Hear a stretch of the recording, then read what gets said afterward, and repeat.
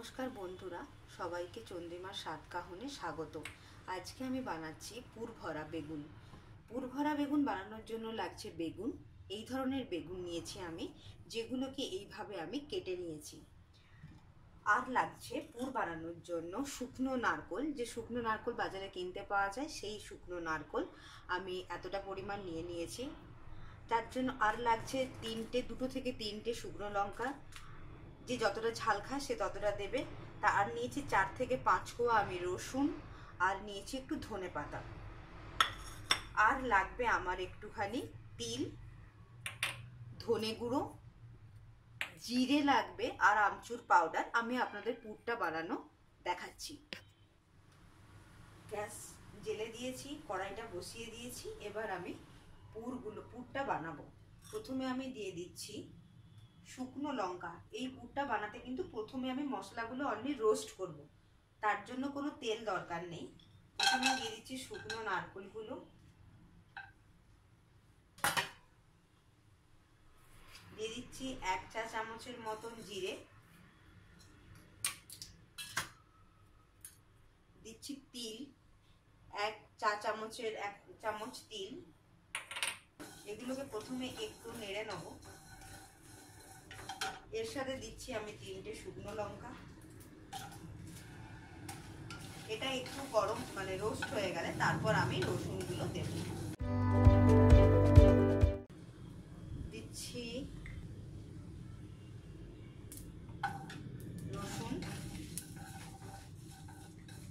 আর দিচ্ছি আমি এতটা পরিমাণ কাঁচা বাদাম।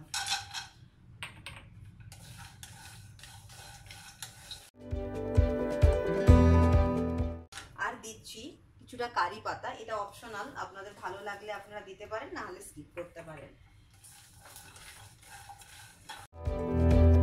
বন্ধুরা দেখুন, আমার মশলাটা অলমোস্ট রোস্ট হয়ে গেছে। এবার এটা আমি মিক্সিতে পেস্ট করে মশলা বানাবো।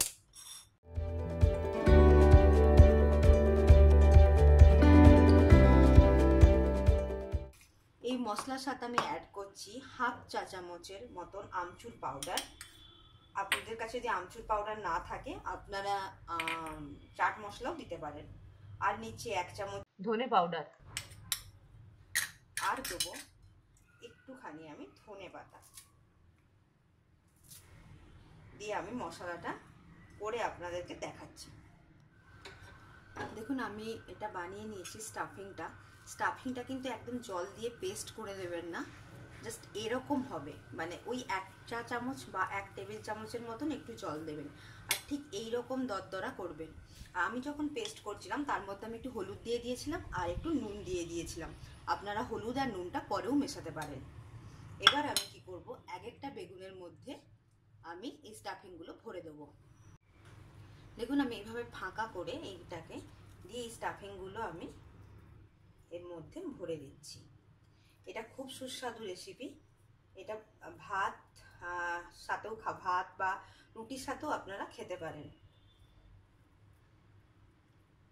আর আমি এটাকে এখন হালকা তেলে ভাজা করব, স্যালো ফ্রাই টাইপের করব। আপনারা চাইলে এইভাবে পুর ঢুকিয়ে কিন্তু যেভাবে আমরা বেগুন পোড়াই না, সেইভাবেও আপনারা করতে পারেন, তাতেও খুব টেস্ট ভালো আসবে। এভাবে আমি বেগুনটা কিভাবে ঢুকিয়ে দিয়েছি দেখুন মশলাটা।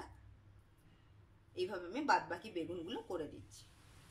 দেখুন, আমি এইভাবে প্রত্যেকটা বেগুনে কিন্তু স্টাফিং দিয়ে দিয়েছি। এবার আমি তেলে ভাজবো। আমি এবার কড়াতে তেল দিয়ে দিচ্ছি, খুব বেশি দেব না। আপনারা চাইলে কিন্তু বাদামটা স্কিপ করে শুধু নারকেল দিয়েও বানাতে পারেন। আর বাদাম আর নারকেল যদি দেন তাহলে কিন্তু টেস্টটা খুব অসাধারণ হবে। তেল গরম হয়ে গেছে, আমি এবার বেগুনগুলোকে আস্তে আস্তে দিয়ে দেবো।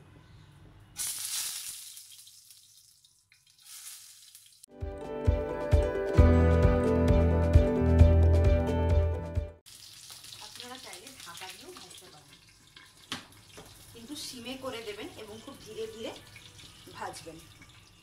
দেখুন, আমার বেগুনগুলো খুব সুন্দরভাবে ভাজা হয়ে গেছে, মশলাগুলো এর ভিতরে রয়েছে। এরপর আমি যেটা করব সেটা, এই ধনে পাতা আমি কিছু কেটে রেখেছি, হালকা করে এর উপর ছড়িয়ে দেবো। আর একটু ওপর থেকে আমি গরম মশলা ছড়িয়ে দেবো। চাইলে আপনারা একটু বিট নুনও ছড়িয়ে দিতে পারেন, ভালো লাগবে খেতে।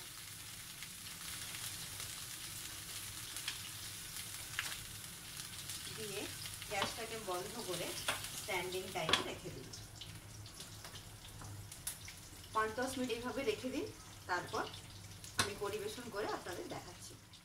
দেখুন তৈরি হয়ে গেছে পুর ভরা বেগুন, একদম স্টাফিং একটুও বেরোয়নি। ধীরে ধীরে এইভাবে ভাজলে কিন্তু একটুও বেরোবে না। আর এটা খুব সুস্বাদু একটা রেসিপি, অবশ্যই আপনারা ট্রাই করুন। তারপর আমাকে কমেন্ট সেকশানে জানান কেমন লাগলো আপনাদের এই রেসিপিটা।